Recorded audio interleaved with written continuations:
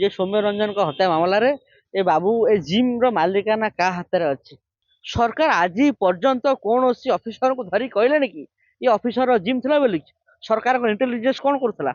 ଗୋଟେ ଏଡେ ବଡ ଆଇପିଏସ୍ ଅଫିସର ଯାହାର ମାଲିକାନାରେ ଗୋଟେ ବିରାଟ ବଡ ବଡ ବଡ ବହୁ ଜିମ୍ ଅଛି ଏବଂ ସେ ଜିମ୍ ରେ ଏଇଭଳି ଡିଷ୍ଟର୍ବାନ୍ସ ହେଇଛି, ମାରିଦେବା ପାଇଁ ସବୁ ଉଦ୍ୟମ ଚାଲିଛି। ଜିମ୍ ତାଲା କାହିଁକି ପଡୁନି? ଏଇ ଜିମ୍ ରେ ଘଟଣା ଘଟିଛି, ଇମିଡିଏଟ ସରକାର ଆସିବେ, ଏଜେନ୍ସିକୁ ପଠେଇବେ, ତାଲା ପକେଇବେ। କୋଉ ଅଫିସରଙ୍କର ଅଫିସର ଯୋଉ ବ୍ଲାକ୍ ମନି ରୋଜଗାର କରୁଛନ୍ତି, ସେ ବ୍ଲାକ୍ ମନିକୁ ଏଇ ବିଜନେସ ଏଇ ଯୋଉ ଛୋଟ ବଡ ସଂସ୍ଥା କରିକି ସେଇ ତାରି ଭିତରେ ପୁରେଇ ସେ ବ୍ଲାକ୍ କୁ ହ୍ୱାଇଟ୍ କରୁଛନ୍ତି। ଆମେ ଡେ ୱାନ୍ ରୁ କହିଛୁ ଯେ ସୌମ୍ୟ ରଞ୍ଜନଙ୍କ ହତ୍ୟା ମାମଲାରେ ଏ ବାବୁ ଏ ଜିମ୍ ର ମାଲିକାନା କାହା ହାତରେ ଅଛି? ଯେତେବେଳେ ବାରମ୍ବାର କହିଲି ଦୟାଲ ଗଙ୍ଗୱାରଙ୍କର ଜିମ୍ ଅଛି, ସେ ସମୟରେ ସରକାର ନିରବ ଦର୍ଶା ରହିଲେ। ସରକାର ସେ ସମୟରେ ପ୍ରୋଟେକ୍ସନ ଦେଲେ। ଯେତେବେଳେ ସିଚୁଏସନ ଅଧିକା ହେଲା, ସରକାର ଅନୁଭବ କଲେ ଯେ କେବଳ ଟ୍ରାନ୍ସପୋର୍ଟଟା କରିଦେଲେ ଲୋକ ଟିକେ ଥମିଯିବେ। ଏ ଜିନିଷରୁ ସରକାର ବର୍ତ୍ତମାନ ନିବୃତ୍ତ ରୁହନ୍ତୁ। କୋଉ କୋଉ ଅଫିସରଙ୍କର କୋଉଠି ଜିମ୍, କୋଉଠି ସ୍ପା ସେଣ୍ଟର, କୋଉଠି ଦେହ ବେପାର ହଉଛି କାହାର? ଏ ଅଫିସର ମାନଙ୍କର ବ୍ଲାକ୍ ମନିରେ। କୋଉଠି ଆପଣଙ୍କର ଆପଣଙ୍କର ଖଣି ବ୍ୟବସାୟ, କୋଉଠି ରିଅଲ ଇଷ୍ଟେଟ ବିଜନେସ। ସରକାର ଆଜି ପର୍ଯ୍ୟନ୍ତ କୌଣସି ଅଫିସରକୁ ଧରି କହିଲେନି କି ଏ ଅଫିସର ଜିମ୍ ଥିଲା ବୋଲି? ସରକାରଙ୍କ ଇଣ୍ଟେଲିଜେନ୍ସ କଣ କରୁଥିଲା?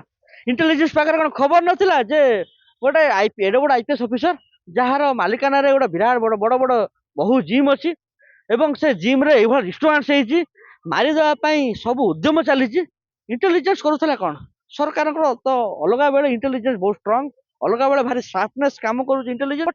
ଏଇ ପୋଜିସନରେ ଅସୁବିଧା କଣ ରହୁଛି?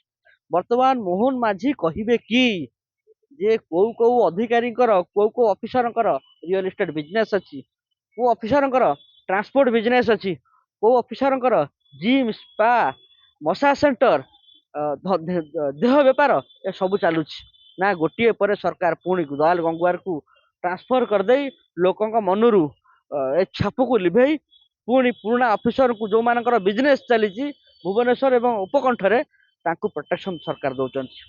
ସରକାର ଜିମ୍ କାହିଁକି ବନ୍ଦ କରୁନାହାନ୍ତି? ଜିମ୍ ତାଲା କାହିଁକି ପଡୁନି?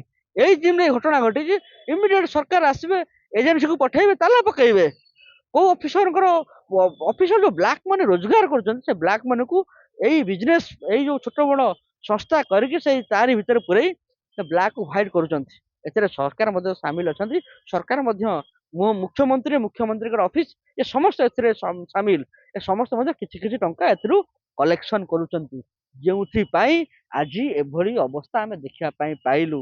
ଆମର ଅନୁରୋଧ, ସରକାର ଏଥିରୁ ନିବୃତ୍ତ ରୁହନ୍ତୁ, ଲୋକଙ୍କୁ ସେବା ଦିଅନ୍ତୁ। ପେଟ୍ରୋଲ, ଡିଜେଲ, ଇଭିନ୍ ବାହାନାରେ ନାଟକ ବନ୍ଦ କରନ୍ତୁ।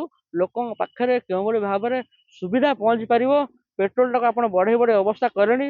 ଖରା ଦିନ ଯାହା ଯାହା ଅବସ୍ଥା ଆପଣ କରିଛନ୍ତି, ସେ ଲୋକଙ୍କୁ ସର୍ଭିସ ଦିଅନ୍ତୁ। ଏବଂ ଏଇ ଯୋଉ ବିଜନେସ ଆପଣଙ୍କର ଗଭର୍ଣ୍ଣମେଣ୍ଟ ଏମ୍ପ୍ଲୟି ମାନଙ୍କର ଯୋଉ ବିଜନେସ ଆଇଡିଆ, ଏଥିରୁ ସରକାର ନିବୃତ୍ତ ରୁହନ୍ତୁ ଏବଂ ଏମାନଙ୍କୁ ଧରନ୍ତୁ, ବାନ୍ଧନ୍ତୁ, ଇଣ୍ଟେଲିଜେନ୍ସକୁ ଷ୍ଟ୍ରଙ୍ଗ କରନ୍ତୁ। ଦୟାଲ ଗଙ୍ଗୱାର ଭଳିଆ ଅଫିସରକୁ ଆପଣ ଗୋଟେ ସର୍ଟ ଲିଷ୍ଟେଡ କରିକି ଲୋକଙ୍କୁ ଦିଅନ୍ତୁ ଯେ ଏଇ ଅଫିସରଙ୍କର ଏଇ ବିଜନେସ ଅଛି, ଏ ବିଜନେସ ସହିତ ଲୋକମାନେ କନେକ୍ଟେଡ ହୁଅନ୍ତୁ ନାହିଁ।